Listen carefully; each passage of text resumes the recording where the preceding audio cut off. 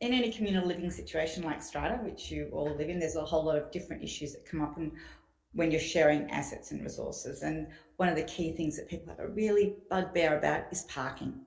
And so many years ago, when I was living in the Strata building and had triple security swipes in it, people would come down through the triple security swipes, and my parking was directly off its lift, and they decided that they would park in that nominated parking, which is really, really frustrating. So back then, the alternatives were go to body corporate, get approval, put a garage door in, go to council. $10,000 later, by the time you've diverted services and put a garage door in and all the approvals, then you can put a garage door in. So real pain in the neck. So I'm in the city of Sydney. So then moved into another building for an office suite, and that tried to do the same thing there, but of course the building didn't allow rules to enclose your parking space. And in this situation, it was an office building in King's Cross, and it was actually worse because there was a hotel in part of the building as well. So it was a mixed use building. So it wasn't just the people that lived there that were parking in the spot, it was itinerant guests that were coming to the hotel. And there was just absolutely nothing you could do about it. And it was just really annoying. In fact, you pay so much for parking in the city of Sydney. And when you buy a property or you rent it, you're putting a huge amount of investment in that. So you expect to be able to use it, apart from the stress it causes you. So whether it's commercial or residential strata, the problem is still there. So that sort of set me off on a path and a mission to find a solution which would make it easy and seamless. And I knew that my parking spot was there because I was paying for it and I deserved to be able to use it. So that's when I started That's My Spot, out of personal need and experience. And I've been running that for the last 15 years because there's a lot of other people that have that problem. And so we try and solve it with a really simple solution. So we have these bollards that start with very basic manual bollards for people on a budget, that go through to remote control, that go through smart bollards that work with a smartphone. And now my new venture in parking spots, we are networking them in to connect to building management systems. So you can automate the entire process. You can watch you can ensure that only authorised people are actually accessing those parking spots. You can put limited time zones on them for availability. You can segment them off to EV charging spaces versus disabled bays. And it makes the building far more efficient and optimises turnover. And in some instances, if the building rules permit it, you can actually probably generate some revenue out of it as well. And from what you were talking about with Brent this week as well, one of the particular areas that is deeper on that is especially around EV charging. So the use case that's become very evident, and everybody on these Facebook groups, I don't know if many of you've seen Facebook groups called ice holes and EV holes.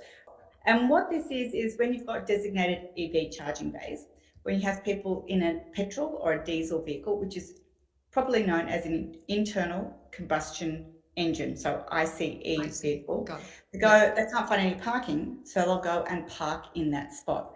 And by doing so, they ice it, which means a person with an electric vehicle who wants to use it for charging is blocked from charging.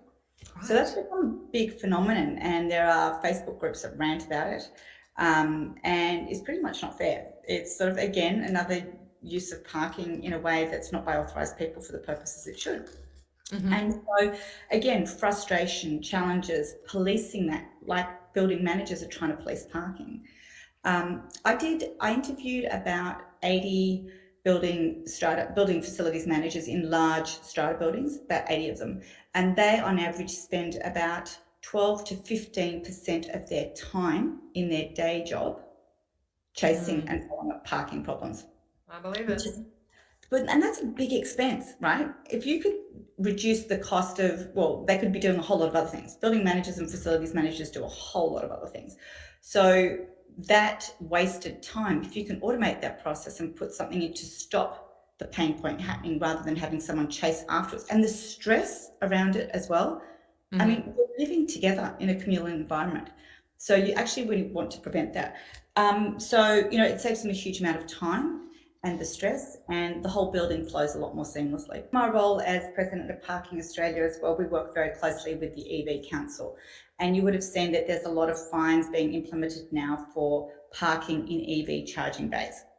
The thing is, those fines are not enforceable in private property unless you've gone and engaged council under a Yep. contract to police it and walk around. And that's the only time they're really enforceable. So that's a Yep. real pain point. You can't really, you can have these $3,000 fines, but A, you've got to catch the person in the act. B, you've got to pay somebody to police it all the time. And thirdly, it's not even enforceable in private property at the moment. So Mm. that's a real pain. We've even with parking operators. So our parking bollards sit in Wilson Parking's EV charging bays now, right? Mhm. Because they want to reserve those bays for people that need to charge, not just Yep. to park. We see it in shopping centres.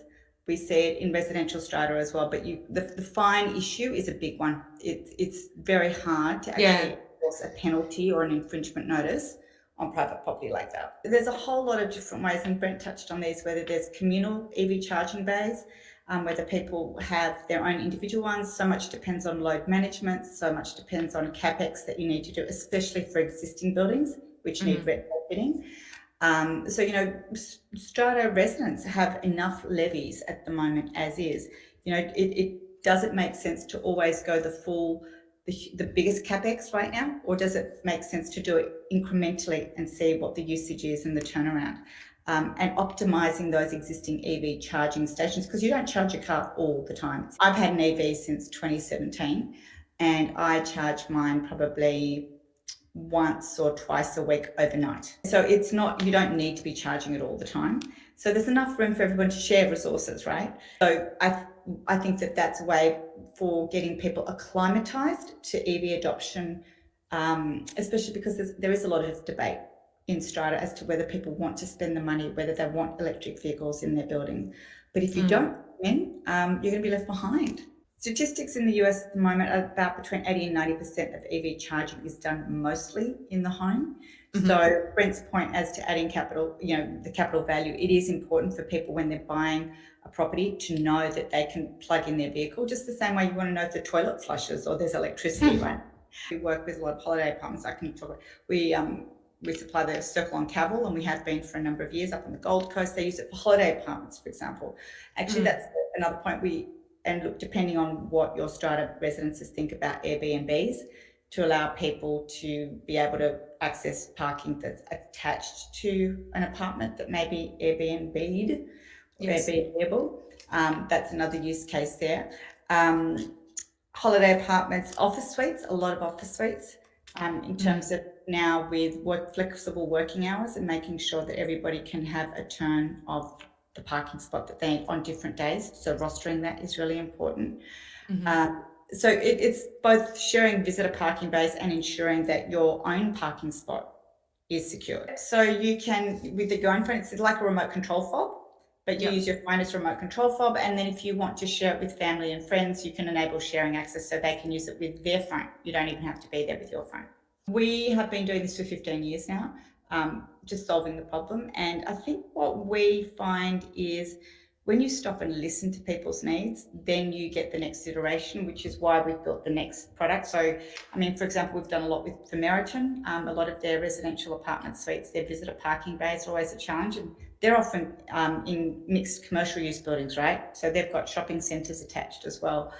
So there it becomes even more of a challenge. And the bigger the Mm. building, the bigger the challenge, the bigger the time. CCTV cameras, you can't spend hours poring over footage all the time. No.